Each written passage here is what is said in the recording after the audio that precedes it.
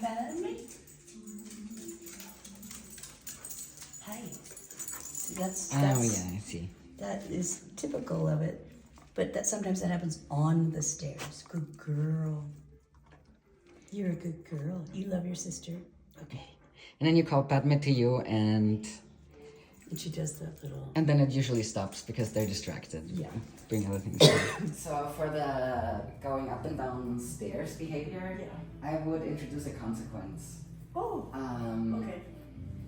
Because currently when you just call Padme, she's like, okay, well, I have fun gnawing on ears. Yeah. And then I also go to mom and probably also get a treat. So she doesn't know that that's something you don't want her to do. Okay. Probably, I assume, right? So I would interrupt her behavior. Okay.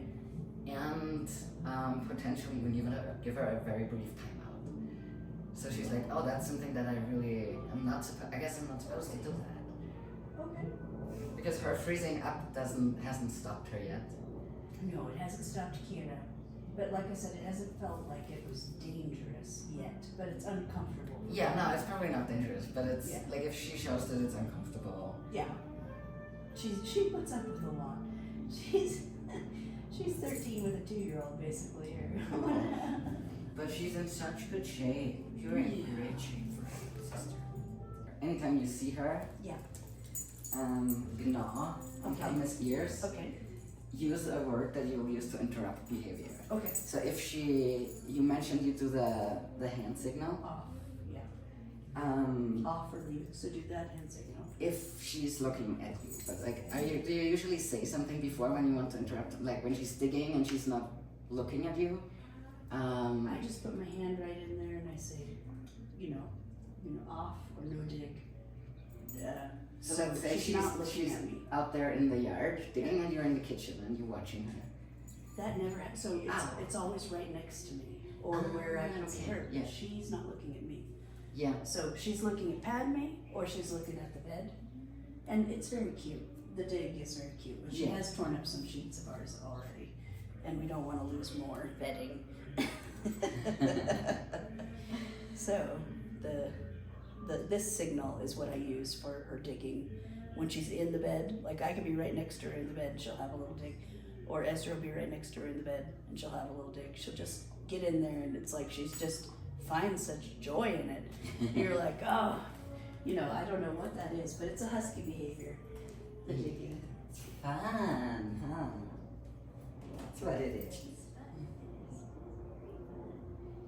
So, since that hand signal is already established, I would just say the same thing before every time. Yeah, let's make it off. And it just means stop whatever you're doing, right? And so if you see her, because like if they're both running up the stairs, you're not right there in the middle of them and you can't really put your hand in there. No. But you can say off, let's say. Yeah. And you can also do the hand signal at a distance if they're looking at you. Yeah. And if she stops immediately, you praise her and you treat her. Good girl. Okay. Mm-hmm. If she doesn't, and initially she will not always do that, she won't always stop because it's new, it's a new context, that's something she'll have to learn. Okay. Then I would go in there, just gently take her collar and put her like behind some door for like a minute. Really? And then you let her back out. So you just interrupted that behavior, and if she, I'm getting a little timeout. 30 seconds, a minute. No need for more than that. And in that situation, it wouldn't be, because if you like take her and say, you're a good girl, I'll be right back, that's like praise, right? So just take her collar, not talk to her, just put her, like we're not being mean to her, we're not scolding her, we're just showing her, well, there is a consequence to pestering your sister, who is 13 and does not need to be pestered on the stairs. And it worries me, especially when it's raining, because rainy season, this is all wet. But that's why we have the plants there now, so nobody can fall off the edge. Yeah. It's still slippery, Does that sound like a plan you can start implementing? Yes, because typically I've only focused on Padme. When Kira does that, I focus on Padme only, and Padme and I look at each other and lock eyes, and I'm like, I'm here for you, Padme. But you're not really you're not really here for Padme because you're not interrupting. Right? I'm not interrupting. Yeah. So I have to really be there for Padme.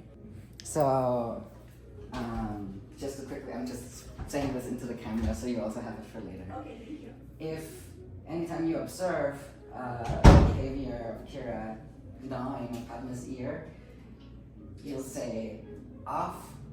If she looks at you, you can also do the hand signal at a distance. Okay.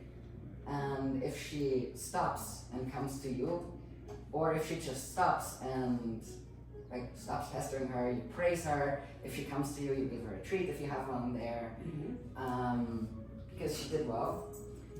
And if she doesn't, if she continues gnawing, you go in, gently take her, and give her a brief timeout. Okay. And after those 30 seconds to a minute, you just let her out again, and all is forgiven. Everything just continues the flow of the day. Okay. And over time, she will learn, that's the consequence of gnawing on my sister's ear is not fun. It's not fun anymore. It's just not fun to do. Okay, Yeah. I love that. Because Padme's only going to get older. Yeah. And no, you are. it's dangerous for her. So